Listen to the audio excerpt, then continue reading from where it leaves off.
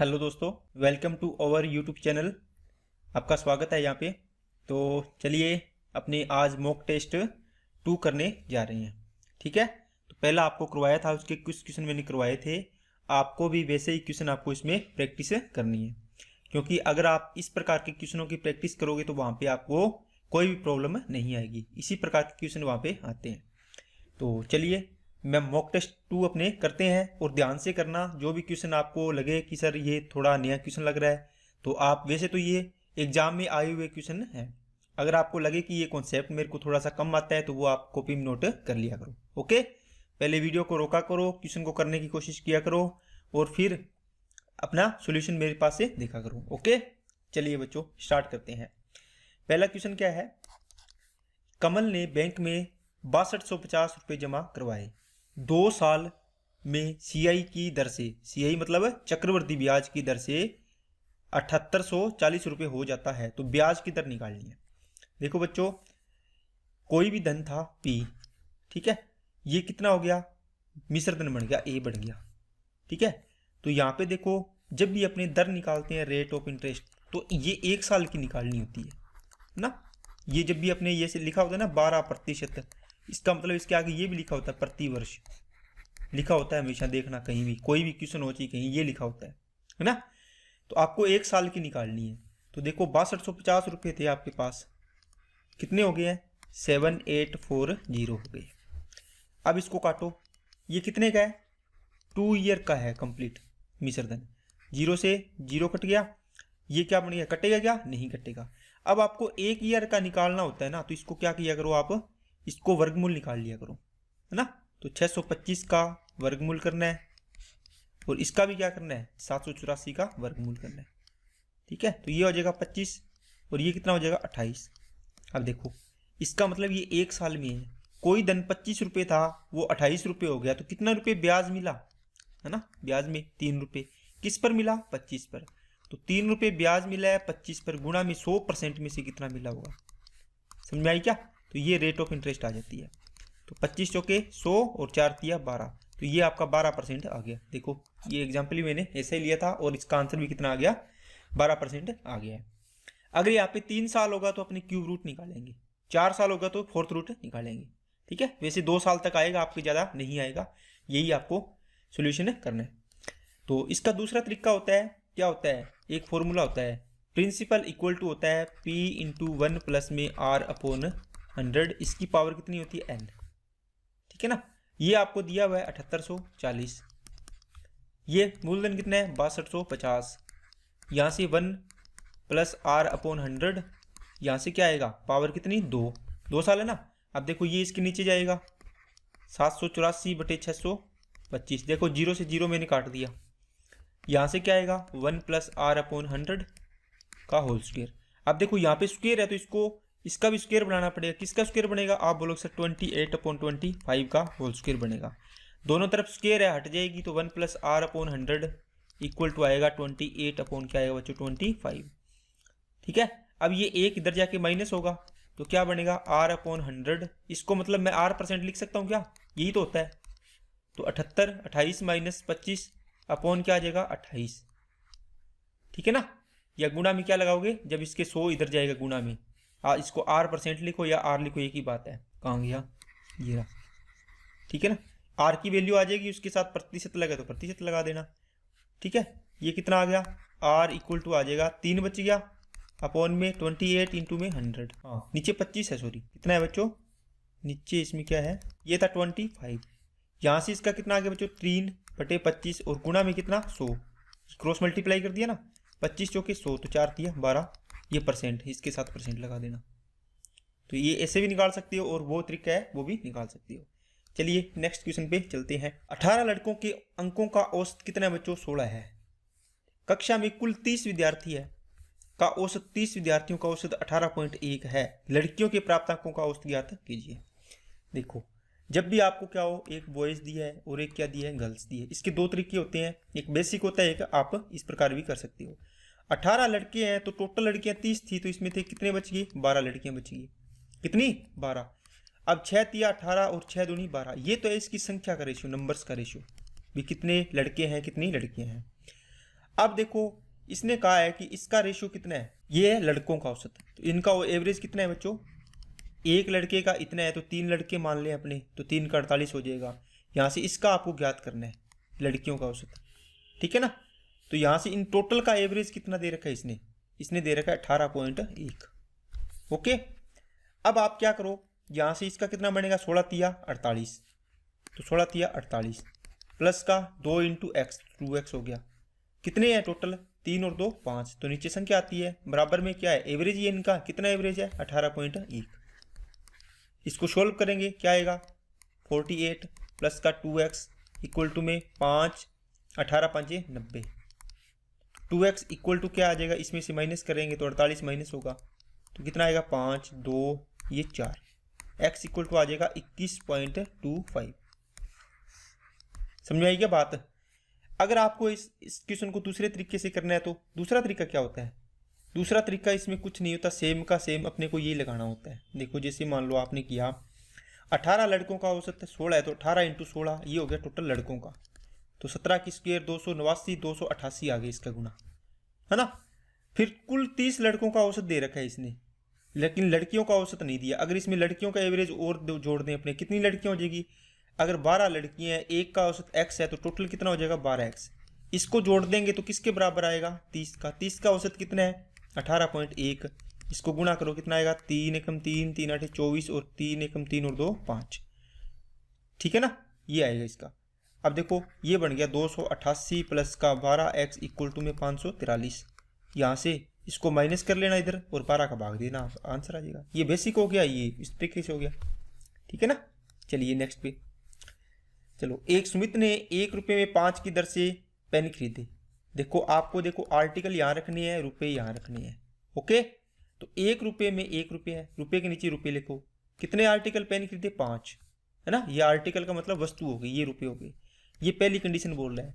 दूसरी कंडीशन क्या है, 1 रुपये में 4 की दर से ये क्या करता है बेचता है, तो ये तो खरीदे थे इसने पहले वाले, ये क्या किए इसने बेचे हैं, ओके।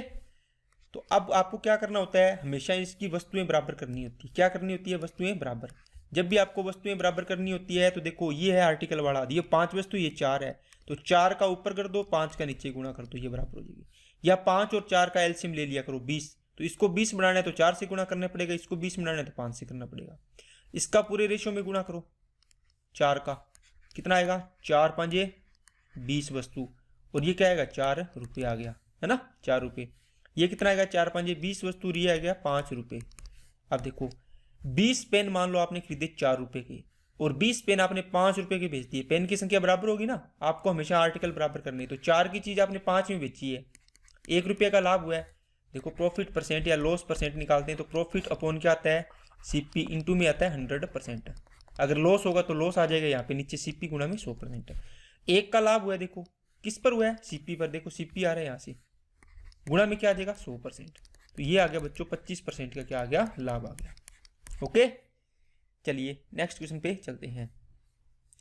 ए बी तथा सी के धन का अनुपात क्रमशः 3 4 और 3 5 और कितना है बच्चों 4 है, ए बी और सी का।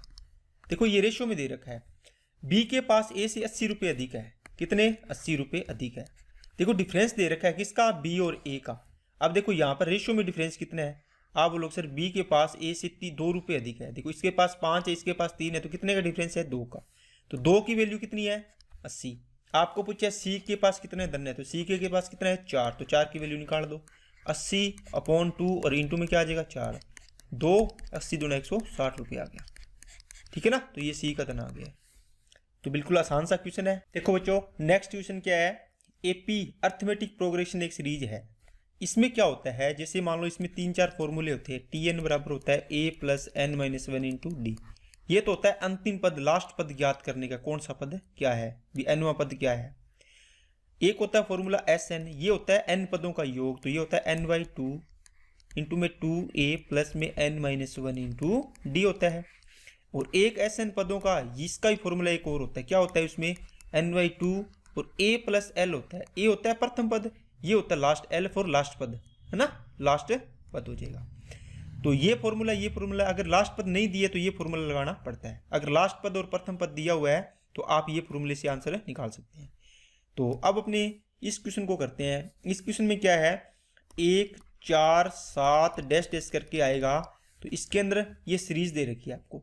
तो पहला पद कितना है 1, सार्वंतर कितना है, दूसरे पद में से पहला पद घटाना होता तो 4 - 1 कितना आ जाएगा बच्चों, 3 आ गया।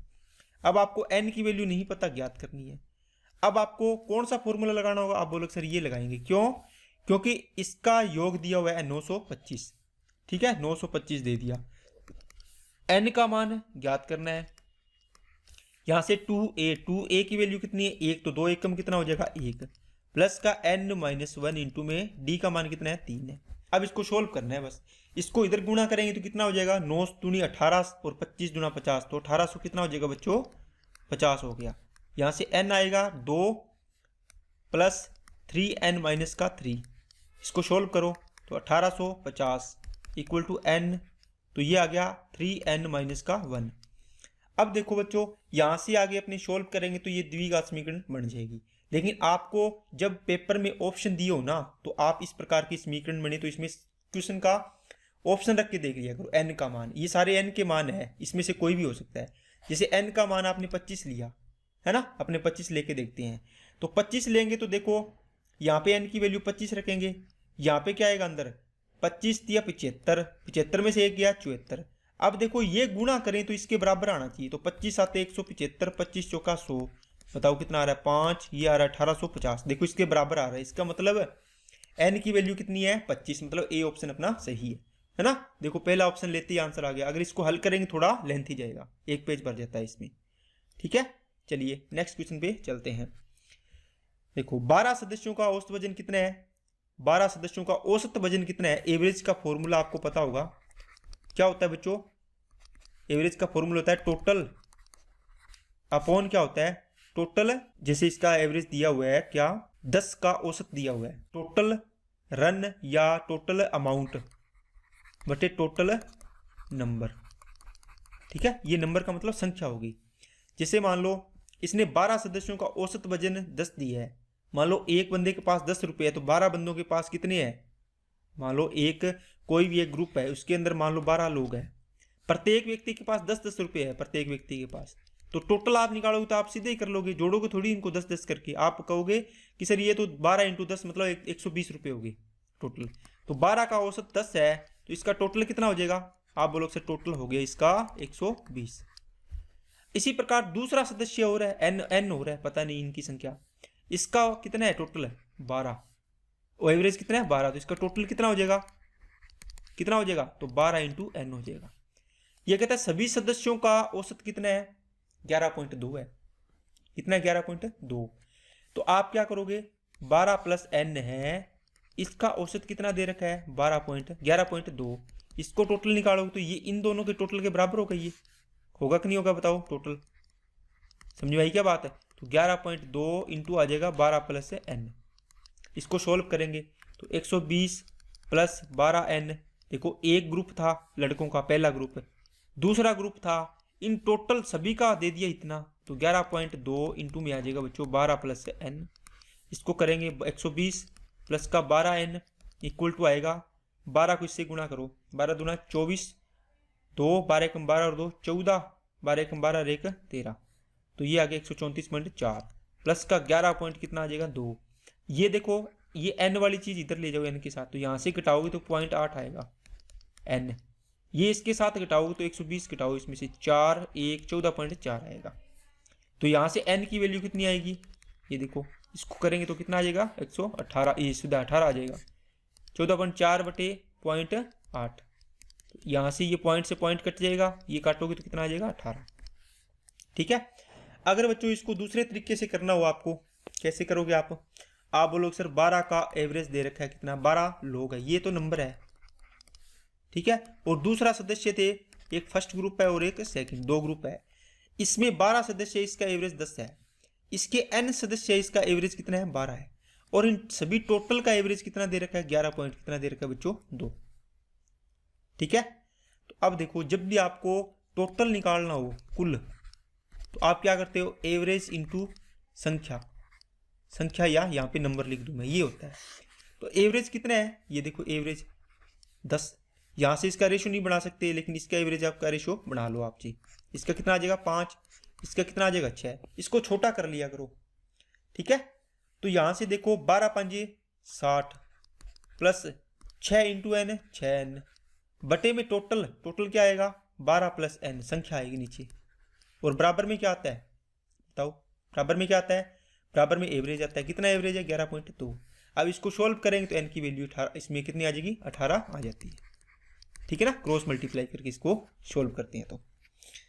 तो चलिए नेक्स्ट क्वेश्चन पे चलते हैं। 11 वर्ष बाद मनोज की आयु उसके 5 वर्ष पहले की आयु का 5 गुना हो जाएगी। देखो इस प्रकार का जब भी क्वेश्चन सोल्व करना हो आप यहाँ ऐसे लिखा करो, प्रेजेंट ऊपर जाओगे तो ये पास्ट मान लो और यहाँ आओगे तो ये फ्यूचर मान लो, ठीक है ना। आपको जो भी चीज दी है जैसे प्रेजेंट के अकॉर्डिंग ये कहता है मनोज की उम्र 11 वर्ष बाद मनोज की आयु। मान लो प्रेजेंट में मनोज m साल का है तो 11 साल बाद कितना हो जाएगा, आप बोलो सर 11 ऐड कर दो इसमें, है ना। 11 साल बाद 11 ऐड कर देंगे कितना हो जाएगा। ये कहता है उसके 5 वर्ष पहले की, तो 5 वर्ष पहले मतलब प्रेजेंट से, तो m-5 हो जाएगा 5 साल पहले हो गया। पहले की आयु कितनी है m-5, इसका 5 गुना हो जाएगी कौन सी ये। इसको पूरी अटैच करो अब लैंग्वेज को, आपने सारी चीजें हल कर ली। 11 वर्ष बाद मनोज की जो आयु होगी उसके 5 वर्ष पहले की आयु का 5 गुना हो जाएगी। मतलब ये आयु है ना इसकी 5 साल पहले का 5 गुना करेंगे ना ये इसके बराबर होगी।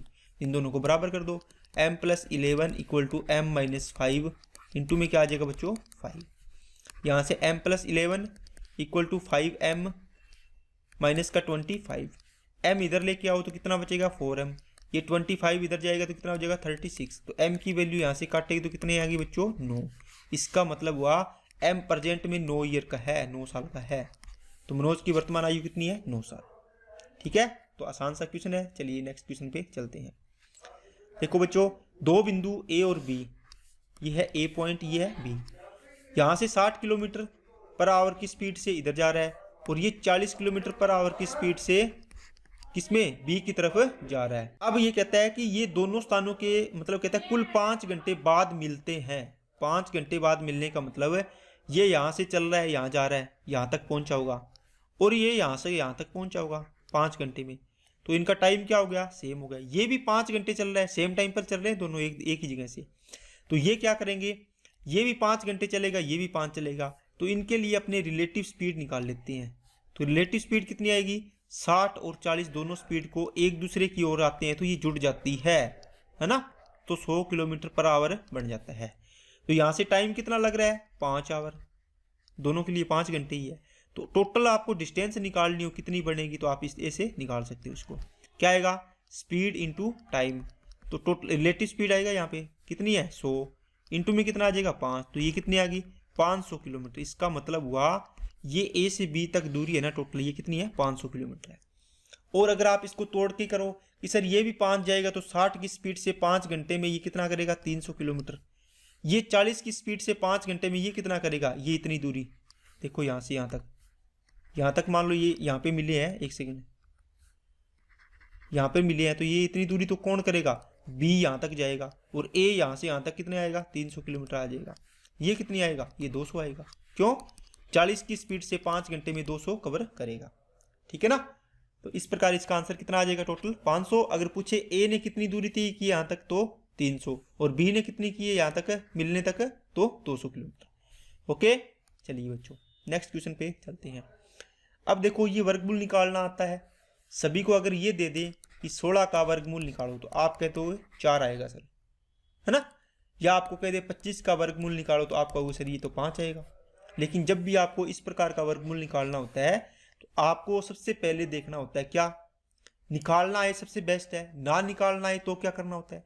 आप ना ये देखो ये वर्गमूल निकाला हुआ है इसमें से स्क्वायर करके देख लिया करो। क्या करके जब भी अंडर रूट वाली चीजें आई ना इसका वर्गमूल निकालना हो आप दोनों पदों का स्क्वायर करके जोड़ा करो। देखो 2 का स्क्वायर कितना आएगा 4, रूट 5 का स्क्वायर कितना आएगा 5, तो 4 और 5 9। ये बन रहा है क्या पहला पद नहीं बन रहा तो ये आंसर नहीं है। इसका स्क्वायर करो 3 का स्क्वायर 9, 5 का स्क्वायर रूट 5 का स्क्वायर 5, 9 और 5 14। इसका मतलब ये हो सकता है बराबर आ रहा है ना तो ये हो सकता है। इसका करो 5 की स्क्वायर 25 और 3 की स्क्वायर 9, तो ये कितना आ गया 25 और 9 34। तो ये नहीं होगा। 3 की स्क्वायर 9, ये कितना आएगा 2√5 का मतलब 2 का स्क्वायर 4 इंटू √5 का स्क्वायर 5, तो 4 5 20, तो 20 और 9 29। अब देखो कोई भी बराबर नहीं आ रहा, इसका मतलब 14 कौन सा बराबर आ रहा है 2 नंबर वाला, तो 2 नंबर वाला इसका आंसर हो जाता है। अब बात आई कि इसको करते कैसे हैं सर, तो 14 + 6√5 का अपने को अंडर रूट निकालना होता है। इसको पहले स्क्वायर रूट फॉर्म में बनाना होता है। स्क्वायर फॉर्म में क्या करना होता है, इसमें आपको a² + b² प्लस का 2ab, ये 2 होता है, ये 2 बनाना होता है इसमें से निकालो। आप बोलो सर 2 × 3 × ये बन गया। अब ये ए बी हो सकता है a × b, ये ए बी ए का मान 1 हो सकता है, बी का मान 3√5 हो सकता है, कुछ भी हो सकता है, इसके पेयर बनाने होते हैं। यहाँ से जब भी 3√5 मान लो, ये आपने a मान लिया और ये b मान लिया, इसका स्क्वायर करना होता है, स्क्वायर करके जोड़ के देखना होता है, ठीक है ना। तो यहाँ से देखो 3 का स्क्वायर 9 और √5 का स्क्वायर 5, 9 और 5 14 बन जाता है, इसका मतलब इसका पेयर बनेगा 3 + का √5, ठीक है ना। ये ऐसे बनता है 3 + √5 का होल स्क्वायर बनता है। अब देखो यहाँ पे रूट लगाया हुआ है, तो ये रूट लगाएंगे तो ये इससे कट जाएगा, तो ये बच जाएगा, इसका आंसर हो जाता है 2 नंबर वाला। चलिए बच्चों नेक्स्ट क्वेश्चन पे चलते हैं। नेक्स्ट क्वेश्चन क्या है, ये सिंप्लीफिकेशन का क्वेश्चन है बच्चों, इसमें आपको टाइम बचाना होता है, ठीक है। 5-7 सेकंड से ज़्यादा इसमें टाइम नहीं लगना चाहिए। करिए 78 यहाँ से सोल्व करो। सबसे पहले आपको पता है ये बोर्ड मास होता है, BODMAS, इसमें से ब्रैकेट हल होता है, फिर ओ, फिर डिवाइड, फिर मल्टीप्लाई, फिर जोड़ वाला, एडिशन, फिर सब्ट्रैक्शन। तो सबसे पहले ब्रैकेट होता है। ब्रैकेट क्या होता है, एक बी बोर्ड मास होता है, मतलब बार ब्रैकेट भी होता है, तो बार है ना इसमें, तो सबसे पहले ये हल होगा, फिर ये ब्रैकेट हल होगा, फिर ये बार वाला ब्रैकेट हल होता है, ठीक है ना। अब देखो जब भी बार लगाओ ना, इसमें से 36 में से ये कितना जाएगा, बोलो 43 जाएगा, कितना बचेगा -7। इसका मतलब यहाँ पे अगर इसको हटा रहे हो आप, तो यहाँ पे ब्रैकेट लगा दो एक छोटा, एक बार क्या लगा दो बच्चों, ब्रैकेट लगा दो, तो -7 आएगा अंदर, और ये बार ब्रैकेट लगा हुआ है, ये देखो ये ब्रैकेट है, और मैंने इस चीज के लिए ना इसका ये हटा दिया, इसको हटाने के लिए मैंने यहाँ पे ब्रैकेट लगा दिया। अब देखो ये माइनस माइनस प्लस हो जाएगा, तो 9 और 7 कितना हो जाएगा 16 हो जाएगा, है ना। तो ये पूरा यहाँ से यहाँ तक सोल्व किया तो कितना आ गया 16। तो 78 माइनस का 3 की क्यूब इंटू 2 की पावर 4, ये यहाँ पे क्या है डिवाइड, यहाँ पे क्या आ जाएगा 16, इसको हल किया तो। अब देखो ये डिवाइड है, तो डिवाइड ये बार ब्रैकेट लगा हुआ है, ब्रैकेट के पहले अंदर वाली चीजें हल होती है ना, तो ये डिवाइड को करते हैं तो ये 1/16 हो जाएगा ना। अरे a/b है, तो ये अपने a/b हो जाता है, ये भाग में चल जाता है, तो 1/16 हो गया, ये चीजें 1/ क्या हो जाएगी 16 हो जाएगी। तो इसको मल्टीप्लाई में करेंगे तो ये संख्या पलट जाती है। तो 2 की पावर 4 भी 16 होता है, ये भी 16 है, तो कट गया। 3 की पावर कितनी बच गई 3, मतलब 27। तो 78 में से 27 माइनस करना है, कितना आएगा 1, ये आ गया बच्चों 5, तो 51 आंसर आ जाएगा इसका, ठीक है ना। तो आपको इतना इसमें टाइम नहीं लगाना है, इसमें टाइम आपको बचाना है। चलिए देखो नेक्स्ट क्वेश्चन क्या है बच्चों, एलसीएम एचसीएफ का है। इसमें क्या बोला है आपको, 11 नंबर क्वेश्चन, 1/2, 2/5, 4/7, 6/17 का एलसीएम ज्ञात करें। जब भी आपको एलसीएम पूछे किसका, फ्रैक्शन का, ये फ्रैक्शन है सारी, तो आपको क्या करना है, ऊपर आएगा सभी का फ्रैक्शन, एलसीएम निकालना है सभी का। एलसीएम पूछे तो ऊपर एलसीएम निकालना है, नीचे क्या निकालना है इनका HCF, LCM of denominator, sorry numerator, किसका न्यूमिनेटर मतलब अंशों का, और एचसीएफ ऑफ किसका डिनोमिनेटर, मतलब इसमें ऊपर लिखोगे आप अंश का क्या निकालना है आपको, एलसीएम निकालना है, और यहाँ पर क्या लिखोगे हर का क्या निकालना है, एचसीएफ निकालना है, ठीक है। तो एलसीएम निकालोगे तो किसका 1, 2, 4, 6 का एलसीएम निकालना है, ऊपर आ गया। नीचे एचसीएफ किसका 2, 5, 7 और 17 का एचसीएफ निकालना है, तो ये आपका आंसर आ जाएगा इसका। तो ऊपर वालों का क्या निकालना है एलसीएम, नीचे वालों का क्या निकालना है एचसीएफ, ठीक है। तो ऊपर वालों का एलसीएम क्या आएगा 1, 2, 4, 6, इसका मतलब इन सभी का भाग जाना चाहिए, ऐसी छोटी सी छोटी संख्या देखनी है। तो आप क्या किया करो, जो भी इनमें सबसे बड़ी संख्या है ना, जैसे 6 है तो 6 का टेबल लिखा करो, 6, 6 दूनी 12, 6 3 18, यहाँ तक ही देख लिया करो। 1 का भाग जा रहा है 6 में जा रहा है, 2 का जा रहा है 3 का 4 का नहीं जा रहा, इसका मतलब 6 नहीं लेंगे। 1 का जा रहा है, 2 का जा रहा है, 4 का जा रहा है, 6 का जा रहा है, 12 में देखो सभी का जा रहा है, तो ये 12 ले लेंगे, इसकी लेने की जरूरत नहीं पड़ेगी, है ना।